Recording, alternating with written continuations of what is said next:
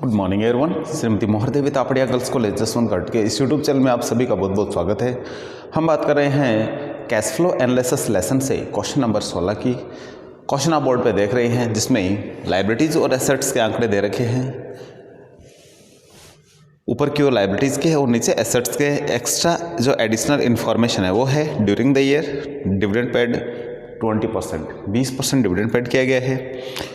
एक व्हीकल के बारे में और दिया हुआ है। व्हीकल था जिसकी कॉस्ट थी 40,000 रुपये, बुक वैल्यू थी या रिटर्न डाउन वैल्यू थी वो थी 30,000 रुपये। व्हीकल सोल्ड कर दिया गया है वो है 25,000 का। तो बाकी हमें इंफॉर्मेशन ऊपर दे रखी है। डेप्रिसिएशन प्लांट मशीन का, व्हीकल का यहाँ दे रखा है। इन सभी को सम्मिलित करते हुए हमें जो चीज़ निकालनी है वो है कैश फ्लो स्टेटमेंट। तो टॉपिक पे चलते हैं, कैश फ्लो स्टेटमेंट पे। तो सबसे पहले हम हेडिंग डाल लेते हैं इसका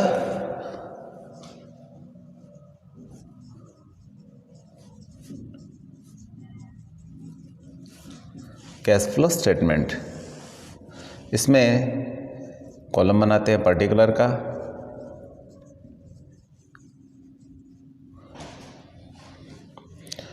अमाउंट का,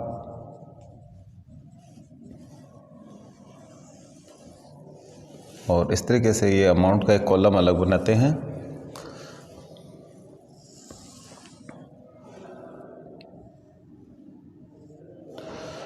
सबसे पहले यहाँ ए लिखते हैं। ए में लिखेंगे कैश फ्रॉम ऑपरेटिंग एक्टिविटीज।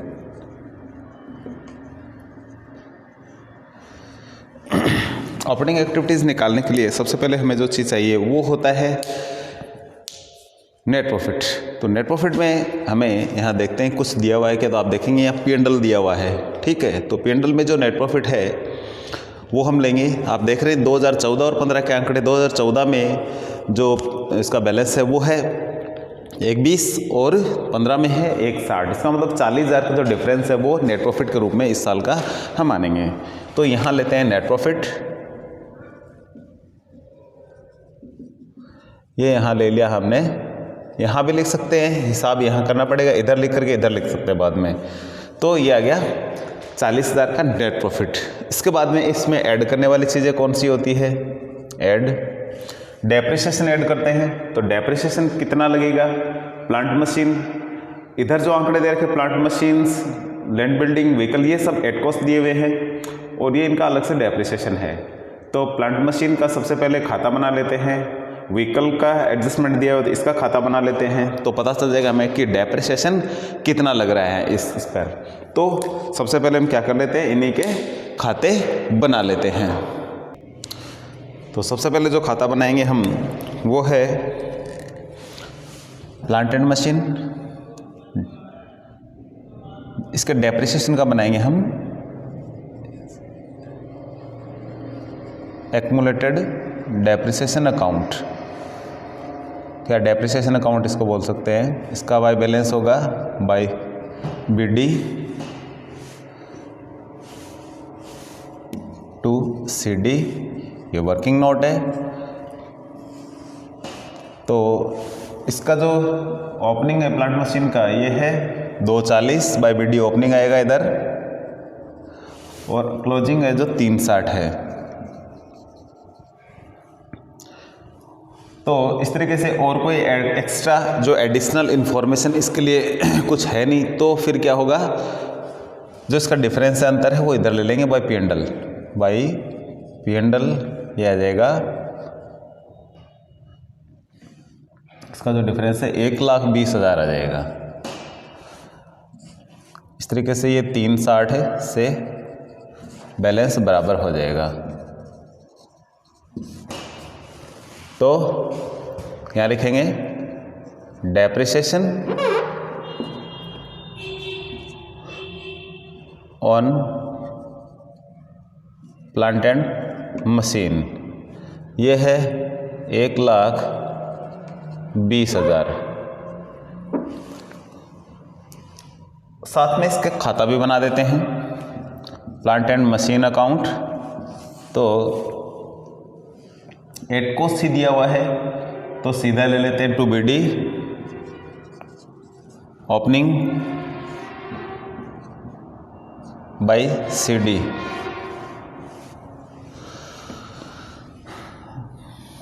तो प्लांट मशीन का है ये 10 लाख और 12,000, 10 लाख और 12 लाख। ये यहाँ लेते हैं 10 लाख और यहाँ ले लेते हैं 12 लाख। और इसका जो डिफरेंस रहेगा टू बैंक, ये 2 लाख हो जाएगा और इस तरीके से खाता बराबर हो जाएगा।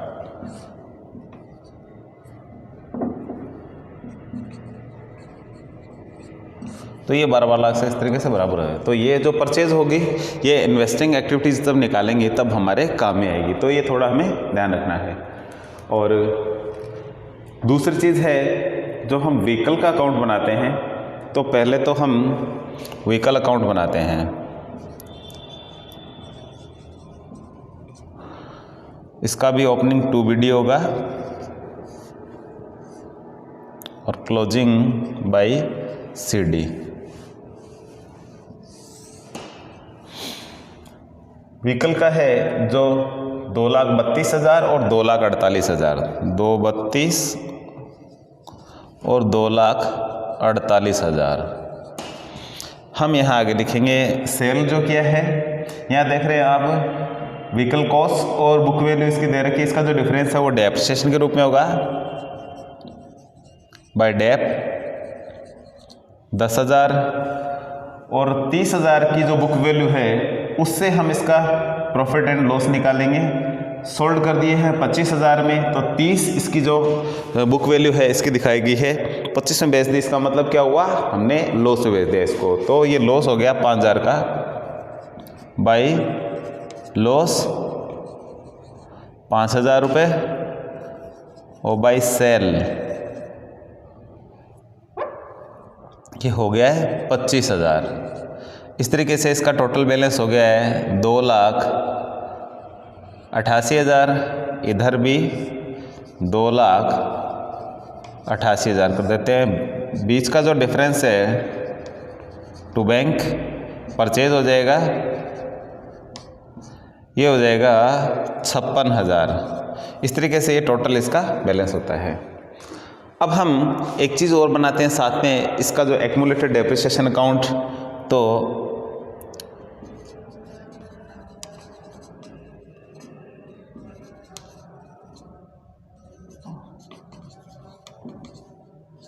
व्हीकल्स का है ये एक्यूमुलेटेड डेप्रिसिएशन अकाउंट। इसका डेप्रिसिएशन का अकाउंट का जो बैलेंस है वो है 1,12 और 1,68। तो ये होता है बाई BD ओपनिंग 1,12,000 और क्लोजिंग है 2CD होता है 1,68,000।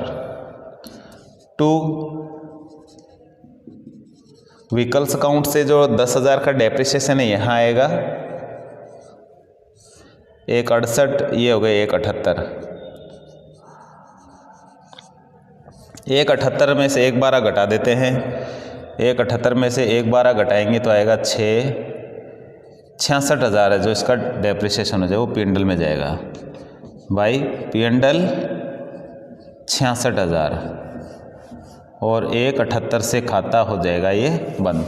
तो इस तरीके से ये खाता क्लोज हो जाएगा। तो यहाँ लिखेंगे डेप्रिसिएशन ऑन व्हीकल्स, ये आएगा 66,000। इसके अलावा यहाँ डिविडेंड आ जाएगा। डिविडेंड है जो 20% है, 20 लाख रुपए हम दे रखे हैं शेयर कैपिटल हमारी। डिविडेंड्स ये आ जाएगा 20%, 20 लाख का होता है 4 लाख। इस तरीके से इन सब का टोटल करके यहाँ लिखेंगे हम। तो ये है 40,000, 1 20 और 66 और 4 लाख। तो 4 लाख और एक 5 लाख, 5 और एक चीज़ इसमें और रह गई है हमारी, जो लॉस हुआ था वो नहीं लिखा हमने, ये 5,000 का ये और आएगा इधर। तो इसको और लिखना है लॉस ऑफ व्हीकल्स, ये 5000। अब इनका टोटल करके हम यहाँ लिख देते हैं। तो 4 लाख, 4 1 5 लाख, 5 20, 5 20 और 40 हो गए 5 60 और 5 60 और इसको और साथ में ले लेते हैं 60 को, तो ये हो गए 6 20 और 6000 और 5000 ये हो गए 6 31, 6 लाख और 31,000 इसका जो बैलेंस है, ठीक है, ये आ जाएगा। ये है फंड फ्रॉम ऑपरेशन, इसको कहेंगे हम 6,31,000 है। ये है fund from operation. Fund from operation के बाद में हम वर्किंग कैपिटल का है जो एडजस्टमेंट करते हैं, तो यहाँ लिखते हैं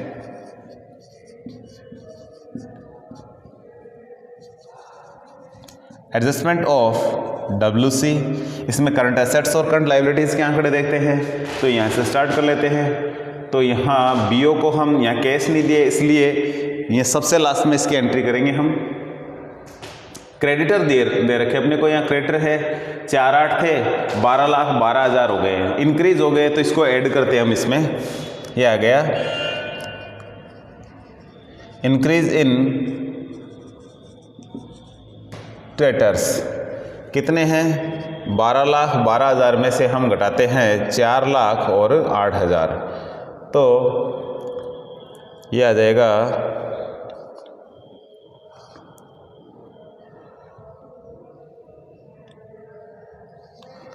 8 लाख और 4,000, 8 लाख 4,000, 8 लाख 4,000 है जो इंक्रीज हो गया है, तो ये हम ऐड करने वाली चीज़ है। और इसमें आगे चलते हैं, एसेट्स में देखते हैं करंट एसेट्स कौन से, स्टॉक हो गया, डेटर हो गया, प्रीपेड एक्सपेंसेस हो गए। इसमें ये डिक्रीज वाली चीज़ इसमें ऐड करते हैं और इंक्रीज वाली चीज़ें हैं इनमें से क्या करते हैं, इसको लेस करते हैं। तो पहले स्टॉक देखते हैं, ये था 440 था, 1440 इंक्रीज हो गए, तो इसको क्या करेंगे हम, लेस करेंगे। इंक्रीज इन स्टॉक कितना हुआ है, 1440 में से हम घटाएंगे 440, तो ये बच जाएगा, ये 10 लाख हो जाएगा, तो 10 लाख यहाँ आ जाएगा। तो ये इंक्रीज हुआ है, इसको हम घटाएंगे। इसके बाद में है डेटर, इसमें भी इंक्रीज हुआ है, इंक्रीज इन डेटर्स, ये है 9-20 से 12 लाख, तो घटा देते हैं 12 लाख में से 9,20,000, तो ये आ जाएंगे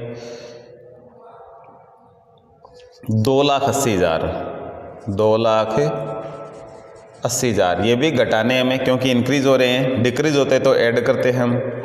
फिर है प्रीपेड एक्सपेंसेस, ये भी इंक्रीज हो रहे हैं, इंक्रीज इन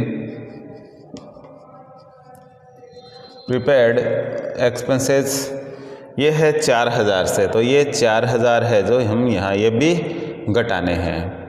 अब इनका एडजस्टमेंट देखते हैं क्या होता है।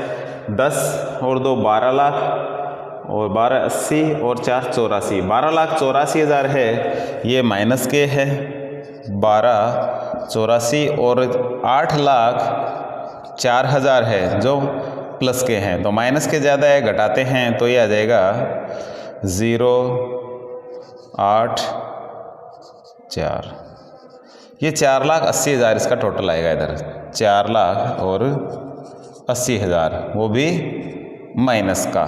तो इस तरीके से इसका एडजस्टमेंट करें तो ये जो अमाउंट आती है 6 और 4 10 और 11 लाख और 11,000, 11 लाख और 11,000।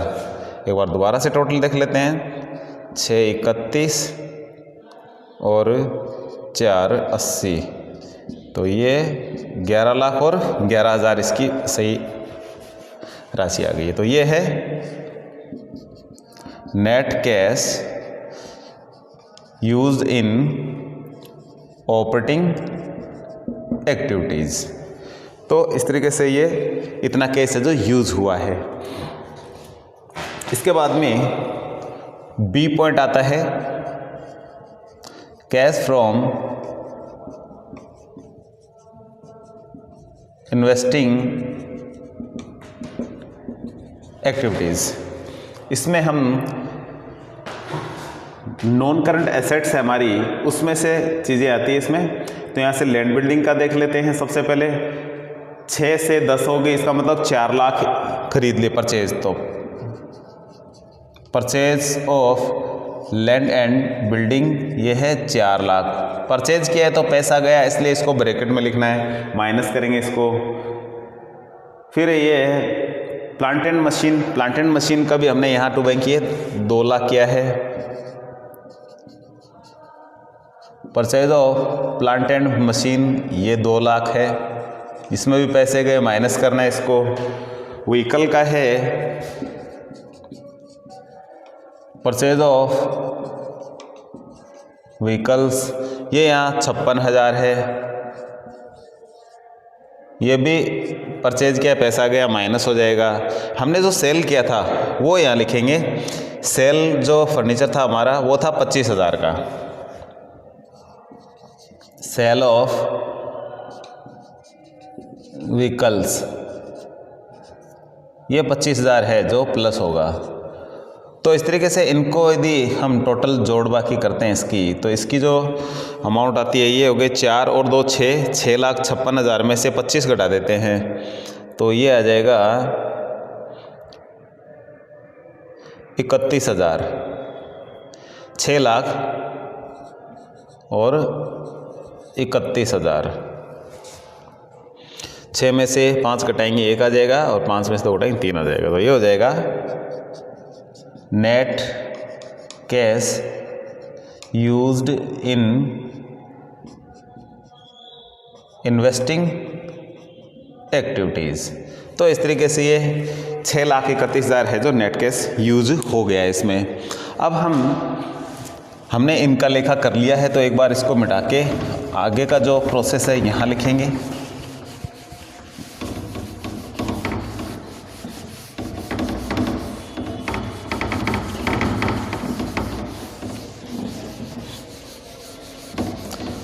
आगे की जो प्रोसेस है उसमें आएगा cash from financing activities. Financing activities की एक्टिविटी है वो है नॉन करंट लायबिलिटीज़। तो जो नॉन करंट लायबिलिटीज़ है उसमें आप देख रहे हैं कि जो कैपिटल है उसका बैलेंस तो बराबर है और कोई चीज़ यहाँ है नहीं, बीओ है जो उसका लेखा हम एंड में करेंगे। तो यहाँ लिखेंगे सी, लिखेंगे नीचे वाला बी का टोटल हो गया है सी पॉइंट, उसके बाद हम यही अपनी अमाउंट वाली लाइन एक बार यहाँ लिख लेते हैं सी। कैश फ्रॉम फाइनेंसिंग एक्टिविटीज, तो इसमें है डिविडेंड पेड, ये है 4 लाख का, ये माइनस ही होगा। और देख लेते हैं इसमें, क्योंकि लायबिलिटीज में शेयर कैपिटल है और कोई चीज़ है नहीं तो इतनी चीज़ आएगी। तो अब हम कर लेते हैं टोटल, यही है net cash use in financing activities, तो ये 4 लाख ही होगा। तो अब हम कर लेते हैं ए प्लस बी प्लस सी, तीनों का टोटल कर लेते हैं। तो तीनों के टोटल में हमें क्या करना है, यहाँ देखिए आप, ये प्लस का आंकड़ा है और ये जो है माइनस का है। हम माइनस का ब्रैकेट में लिखते हैं, ये प्लस के है। हमने इनका थोड़ा सा दोबारा से देख लेते हैं कि ये हमारा जो आंकड़ा था ये 8 लाख प्लस के थे और ये माइनस के थे, तो माइनस के ज़्यादा थे तो ये माइनस के, तो हमने थोड़ा सा यहाँ इसको दोबारा से देखना है क्योंकि ये माइनस का ये प्लस का है, ये जोड़वा की करनी होती है। तो 631 में इसको घटाना है 480 को, तो जोड़वा की करेंगे तो माइनस का ये प्लस का है, तो 631 480 घटाएंगे तो आएगा 1 और 13 में से 8 जाएगा 5 और फिर इधर आ जाएगा 1,51,000 है जो प्लस का आंकड़ा बचेगा। ये इधर माइनस का है और आगे भी माइनस का है, तो अब इनका एडजस्टमेंट कर लेते हैं दोबारा से कि ये प्लस के, ये माइनस के और ये माइनस के, तो माइनस माइनस के जोड़ लेते हैं। 4 लाख और 631 को जोड़ते हैं तो 4 और 6 10, माइनस के तो होते हैं, हो गए हैं 10 लाख और 31,000 और प्लस के हो गए 1 लाख और 51,000। तो इस तरीके से इसमें से घटाएं तो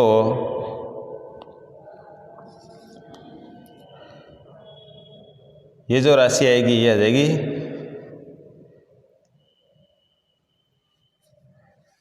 10 आएगा यहाँ 1 लाख, ये आएगा 8 लाख। दोबारा से एक बार देख लेते हैं इसको, इसमें से घटाते हैं 1 लाख और 51,000, तो ये 0 0 0 0 8 और यहाँ 1 घटाएंगे ये आ जाएगा 980। अब एक बार देख लेते हैं कि हमारा जो बीओ का जो बैलेंस था वो कितना था। तो इसमें थोड़ा सा एक बार टोटल चेक कर लेते हैं हमारा कि इसमें कोई हमने मिस्टेक तो नहीं करी है कहीं। तो 631 और 4 लाख ये 1031 हो गए, इसमें से हम 151 यदि घटाते हैं तो ये संख्या है जो 8 लाख आएगी, 8 लाख और 80,000, 880 आएगा यहाँ, क्योंकि इसमें इसको घटाएंगे यहाँ बचेगा 9 और 8 आएगा, 880 आएगा इसका जो बैलेंस है जो। तो इस तरीके से इसका जो बैलेंस सही आ रहा है 8 लाख और 80,000। अब इसमें करते हैं ऐड ओपनिंग कैश। तो ओपनिंग कैश हमारे पास बीओ के रूप में है, तो बीओ है जो 320 है, इसमें जोड़े यदि ये 12 लाख आ जाते इसका मतलब हमारा क्वेश्चन सही होगा, अदरवाइज गलत हो जाएगा। तो इसमें जोड़ते हैं ओपनिंग कैश 320, इसका टोटल है ये आ जाता है 12 लाख, ये हो जाएगा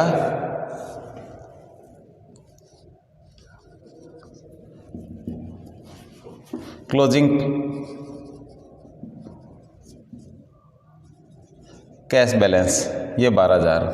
तो ये हमारा मिल रहा है क्योंकि ओपनिंग में इसके एबीसी में तीनों के टोटल में हम ये जोड़ते हैं, ओपनिंग क्लोजिंग आ जाता है हमारा 12 लाख, तो इसका मतलब ये हमारा टोटल सही हो जाता है क्वेश्चन। तो इस तरीके से हमारे टोटल क्वेश्चन जो कंप्लीट होता है। आज के वीडियो में इतना ही, मिलते हैं नेक्स्ट वीडियो पे, तब तक के लिए धन्यवाद। अपने वीडियो को लाइक कीजिए, शेयर कीजिए, चैनल को सब्सक्राइब नहीं किया तो ज़रूर कीजिए।